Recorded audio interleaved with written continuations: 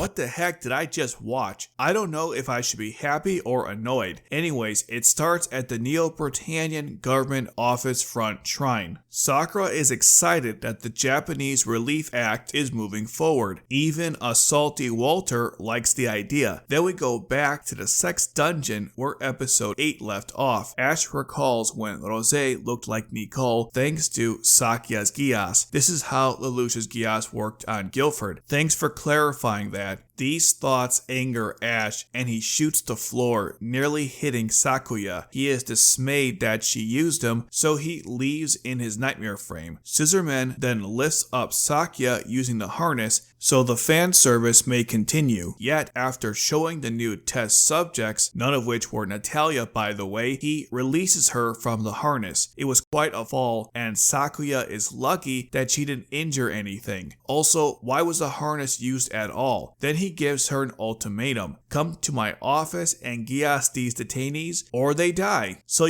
good choices all around. Before we get the exciting conclusion to this, it's intro time. After the intro, Sakya enters Scissorman's office, then provides a counter offer. Even though he was intrigued by it, he figured out she was stalling, so he killed a detainee. So Sakya gives in. Also, when she first entered the room, she looked like Lelouch from that famous scene in Lelouch of the Resurrection, minus her massive tits. Anyways, before Sakya uses her Gias, Ash smashes his way in with the Z Apollo. This knocks off Scissorman's anti-Gias helmet, so Sakya readies her Gias. Scissorman then screams, so Sakya can't finish the command, then kills himself. Well, rest in peace to that moron. Then Ash emerges from his nightmare frame and agrees to assist Sakya to honor his vow to Jugo, and trust Jugo that Sakya is a good person. Before we move on, if you're finding the video informative or entertaining, then make sure to like the video and subscribe to the official My Media Chops channel. I cover all things Code Geass, including Roze of Recapture, and this series is going to end next month, so eventually I will cover other awesome anime similar to Code Geass. But to make this occur, I'm going to need your assistance. Since you got through that, here's a funny edit of Sakya in the straitjacket.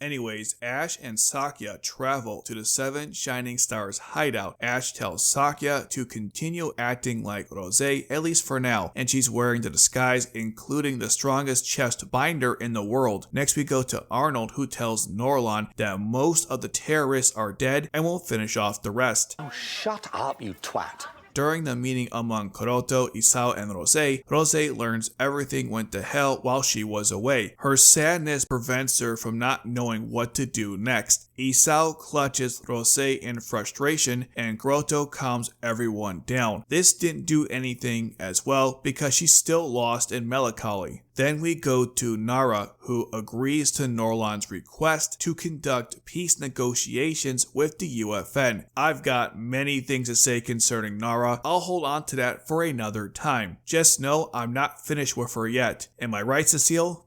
Cecile? Oh god, you want to go again? Wasn't once enough for you? Let's wait a little longer. Also, I thought I said that we can't do this on videos anymore. What part of that did you not understand? Horny scientist, am I right, fellas? Ow!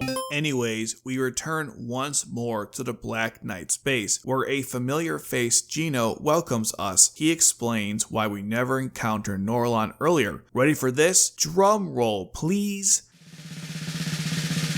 He stayed out of the public eye and took orders from Charles directly. I don't know, Gino, does that explain why he was never present in any of these scenes? Cornelia then joins the Discord call to let everyone know to not show weakness during the negotiations. Cornelia then shows us her new hairstyle. She looks amazing. Guilford, you are a lucky man. Then we return to Sakura, who reflects on her efforts. She thinks they're working thanks to the announcement of the peace talks. However, a salty Walter draws her back to reality, reminding her they aren't. Bro knows what's up. Then why are you following Norlon? Sorry, let's move on. At the Seven Shining Stars hideout, everyone assumes these peace talks are just a decoy for something worse. This entire scene unfolds like the situation with the Saz, where just like the Black Knights, the Seven Shining Stars don't trust this. However, they must act cautiously as their actions might seem as malevolent in the eyes of the world. Then Roze goes through shell shock. I mean her memories. I was thinking of what I've been going through since watching the show for a second. Anyways, she regains her resolve to recapture all that Neo Britannia took from her and Japan. So a few months passed. What events arise during that time? Who knows? We travel to that weirdo Stanley who's almost done with the Roombas, and Norlon is hooked to them. Not sure what's going on here, we just know that Stanley is excited, so it's not good. Norlon claims that this will save everyone. I hope he's not referring to how Shin wanted to save everyone. We return to the trailer. Ash realizes he hasn't seen Raspberry in a while. The fool still doesn't realize that Sakya is Raspberry, so she just tells him. Ash is now scarred for life. The bro simped for the woman who turned him into a slave. I can only imagine how broken he feels right now. Also, those kittens from episode 1 are older. Now we move on to the worst section, the negotiations. Nara travels through an opening slot of the Satumpe wall. Not gonna go through that Pandora's box, that comes later. Then the ridiculous meeting starts. The UFN member with the crazy blonde hair starts off. His requests are valid, however they are unlikely to occur. Then Nara shows her counteroffer. Somehow, Nara's concerns regarding how public safety has deteriorated due to the past anti-Britannian sentiment or accounting problems arising on the Britannian side means they outplayed the UFN. Somehow they had material that could counter the major issues with Neo-Britannia's existence. The story just tells us this without going into it any further. All I can think is, From bean to cup, you fuck up. Cornelia then recommends getting Kaguya to return to the UFN since she left for some reason. I guess Schneisel had more crucial matters to attend to. Then we go to Catherine and Sakura. Sakura choosing to discuss her ideas with Natalia upset Catherine, so Catherine points a gun at her. Then Sakura uses Rule 34 Yuri magic to stop her. Catherine has a flashback of her childhood, while Sakura tells her to not take advantage of weak people. Then Catherine says in an undertone, if you're weak, then you die. Then Cornelia makes her sexy entrance with her boyfriend Guilford to where Kaguya is living at the moment. They successfully convince Kaguya to return to the UFN. Allegedly, this whole thing is a game of logic, so Kaguya would do well here. Where was that logic during turn 20? Huh? Sorry. I'll save that for another video. Anyways, if she didn't return, the peace would be in name only. Also, I kinda feel sorry for Kaguya since she didn't inherit some of the key Sumeragi traits, if you know what I mean. Also, this hasn't aged well. Ogie! Yes? Tell me, why aren't you still Prime Minister? That natural apathy catch up with you? You are a hypocrite. Now we get to the section of the episode where everything goes wrong and the character parade starts. So what was Norlon's grand scheme this whole time? Well, for the second time, drum roll please.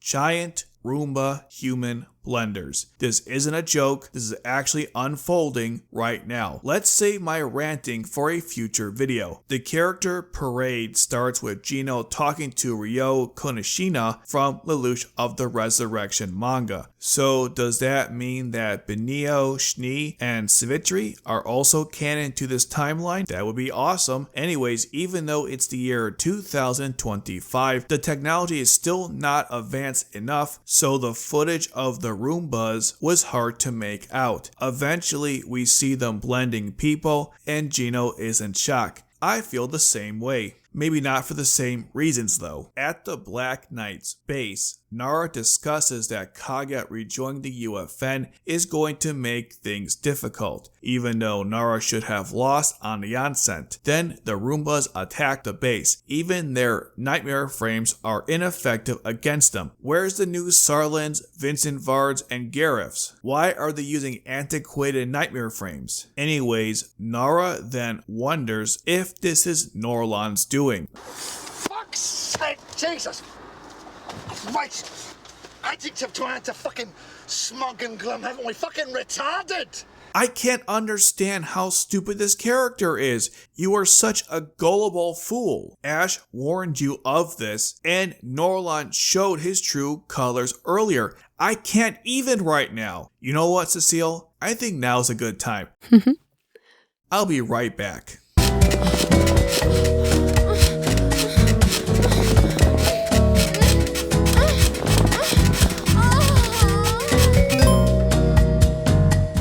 Okay, I have returned. The character parade continues at Port Kobe, where the W0 members, Akito, his girlfriend Layla, along with her cat Eliza, Yukiya, Ryo, and Ayano, finally made it to Japan, and they are having a great time. Not sure why it took almost 8 years to make the trip. I guess it doesn't matter since they're at least here now. Also, they chose the worst time to travel to Japan. Next on the parade, we head to Zilkstan. You remember Zilkstan, right? The location where the events of Resurrection unfolded. Anyways, we see an older Nunnally talking to some children with an older Arthur, and even Forknar, bless his soul, is with them. Then we see the magnificent return, the Knight of Zero. Acting as Zero, Suzaku Kore freaking Rugi is here, and now 4 years later is finally ready to take action against Neo Britannia. The Digimon World Tour continues at the Britannian Republic. Schneizel isn't around, but Aldrin and Sokika are, as they assist everyone. Then at Cape Town, we get the glorious cameo of Orpheus and Mary. And not only are they alive, but they have been together all these years. So Orpheus cucked his sister to keep Mary for himself. Well, she was asexual, so I guess it's fine. I can't wait for that reunion though. Then we return to the Sumari Cafe, where I had to look online to find his name. Valen Stark, with a rocket launcher, is going to shoot the Roomba. Mei is on a call with Sakuya, telling her what's going on. The human blender smashes into the cafe, Valen shoots it, and then the call gets disconnected. I know this is supposed to be a serious moment, but all I can think is, Hello? Hello, operator? I believe my party's been disconnected. jokes aside, Roze is in shock, and the episode ends. That was the craziest thing I've seen in a long time. Seriously, what the heck did I just watch?